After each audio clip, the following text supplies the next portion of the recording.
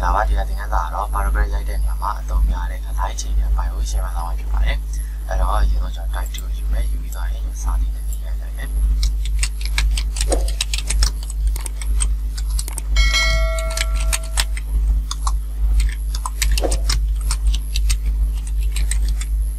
ရေးပြီးသားပြီဆိုရင်ကျွန်တော်တိုက်ဒီ selection 2ပေါ့နော် selection 2ကိုယူမယ် okay ယူပြီးသားပြီဆိုရင်ကျွန်တော်ဒီ comment sorry စလုံးပါokay ပြီးသားပြီဆိုရင်ကျွန်တော် selection 2ကိုယူမယ်ယူပြီးသားရင်ဒီ task bar ပေါ့နော် task bar ကို click တစ်ချက်နေမယ် click နှိပ်လိုက်ပြီဆိုရင်ကျွန်တော်ဒီဘက်က property ပေါ့ property ရဲ့အောက်မှာကျွန်တော်ဒီ paragraph မှာရှိတဲ့ line ချိန်တဲ့ဟာလေးရှိပေါ့နော်အဲ့တော့ line ချိန်တဲ့ဟာလေးတော့ကျွန်တော်ဒီမှာအများကြီးရှိတယ်အဲ့တော့ရင်တော့ကျွန်တော်ဒီပုံမှန်တိုင်းကတော့ဒီဘက်က left align ပေါ့နော်ဘယ်ဘက်ကိုချိန်ထားတဲ့ဟာပေါ့နော်အဲ့တော့ကျွန်တော်ဒီဘက်ကဒီနောက်တစ်ခုကကျတော့ center တက်ပေါ့ဒီ center ကကျတော့ကျွန်တော်အစင်းဒီခေါင်းစဉ်တို့ပါလို့သုံးရတာပေါ့နော်ခေါင်းစဉ်တို့ပါလို့ဆိုရင် center လို့သုံးတယ်အဲ့တော့ကျွန်တော်ရွှေ့လိုက်မယ်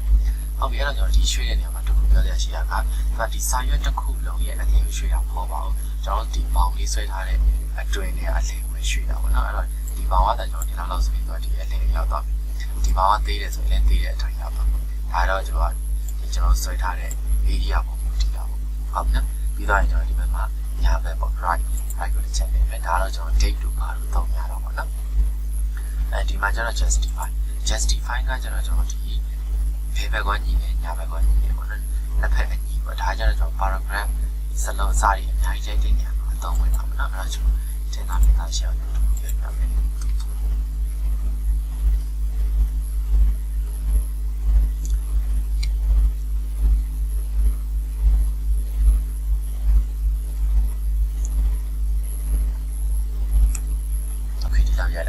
အဲ့တော့ဒီဟာကကျတော့ဘာဖြစ်နေလဲဆိုတော့ဒီကောင်ကတော့ center ဖြစ်နေတယ်အဲ့တော့ကျွန်တော်ဒီခေါင်းစဉ်ကိုထားခဲ့ပါပေါ့နော်ခေါင်းစဉ်ထားပြီးတော့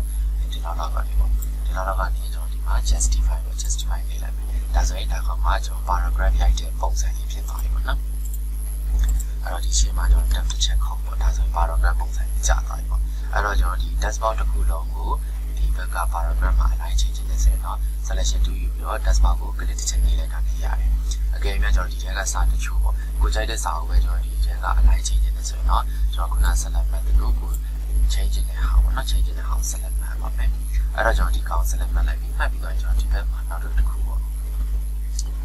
ဒီဘက်နောက်တစ်ခုကဘာလဲဆိုတော့သူက full justify ပေါ့ full justify ဆိုတာကကျတော့ဘယ်လဲညီနေညာလဲညီနေပြီးတော့အောက်ဆုံးမှာကျန်နေတဲ့စလုံးလေးကသူကအပြည့်ပေးညာညီအောင်လုပ်လိုက်တယ်ပေါ့နော်အဲ့တော့ဒီကောင်လေးလိုက်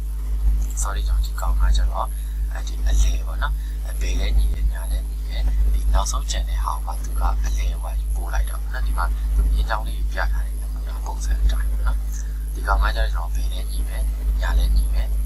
ဒီနောက်ဆုံးကျန်တဲ့ဟာကျတော့ညာဘက်ကိုရွှေ့သွားတာနောက်ဆုံးတစ်ခုကျွန်တော်ဒီဘက်ကဟာကကျတော့ကျွန်တော် full justify ပေါ့ကျွန်တော်ခုနပြောတဲ့ဟာပေါ့နော်ဒီအောက်ဆုံးကျန်တဲ့ဟာတွေကိုအားလုံး